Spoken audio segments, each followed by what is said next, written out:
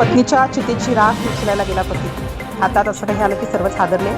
सर्व काही अगदी साध्या पद्धतीने सुरू झालं होतं. एक कुटुंब, आनंदी संसार आणि त्यात नव्या पाहुण्याच्या आगमनाची तयारी.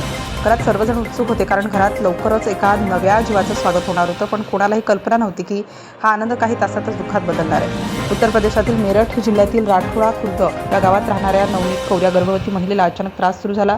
कुटुंबीय घाबरले, कारण प्रसूतीची वेळ जवळ आली होती. तातडीने तिला मवाना शहरातील रुग्णालयात दाखल करण्यात आलं. रुग्णालयात दाखल होताच डॉक्टरांनी तपासणी केली. परिस्थिती थोडी गंभीर असल्याचं सांगण्यात आलं.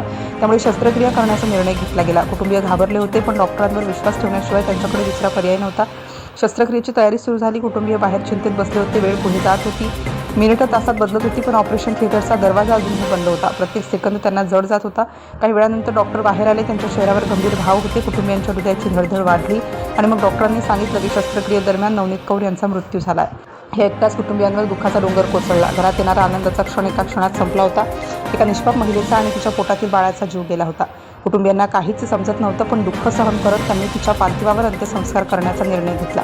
गावात शोककळा पसरली. सर्वजण हळहळ व्यक्त करत होते. अंत्यसंस्काराची तयारी झाली. पार्थिवाला स्मशानभूमीत नेण्यात आलं. रडत रडत कुटुंबियांनी अंतिम निरोप दिला. चिता पेटली आणि काही वेळात सर्व काही राखेत बदललं. सर्व काही संपलं होतं, पण कोणालाही कल्पना नव्हती की खरी धक्कादायक घटना अजून बाकी आहे. दुसऱ्या दिवशी पती अस्थी गोळा करण्यासाठी स्मशानभूमीत गेला. वातावरण शांत होतं. राख अजूनही गरम होती. तो सावधपणे राख उचलू लागला. त्याचे हात थरथरत होते. डोळ्यात अश्रू होते. पत्नीच्या आठवणी डोळ्यासमोर येत होत्या आणि त्याचवेळी त्याच्या हाताला काहीतरी कठीण वस्तू लागली. त्याने राख बाजूला केली. पुन्हा हात लावला. त्याला वाटलं एखादा दगड असेल, पण वस्तू वेगळी वाटत होती. त्याने ती हळूच उचलली आणि पाहताच तो हादरला. त्याच्या हातात असं काही आलं होतं की काही क्षण तो बोलूच शकला नाही. त्याने पुन्हा नीट पाहिलं आणि मग त्याच्या अंगावर काटा आला. त्याने लगेच तिथे असलेल्या इतर लोकांना दाखवलं. त्यांनी पाहिलं आणि तेही घाबरले. सर्वजण एकमेकांकडे पाहू लागले. हा प्रकार काय आहे? राखेत असं काय सापडलं? क्षणात ही बातमी गावात पसरली. लोक स्मशानभूमीत जमा झाले. प्रत्येकजण आश्चर्यचकित झाला होता. पतीने ती वस्तू हातात धरून नीट पाहिली आणि मग सत्य समोर येऊ लागलं. कुटुंबियांनी लगेच प्रशासनाकडे धाव घेतली. रुग्णालयाविरोधात तक्रार दाखल करण्यात आली. सर्वजण संतप्त झाले होते.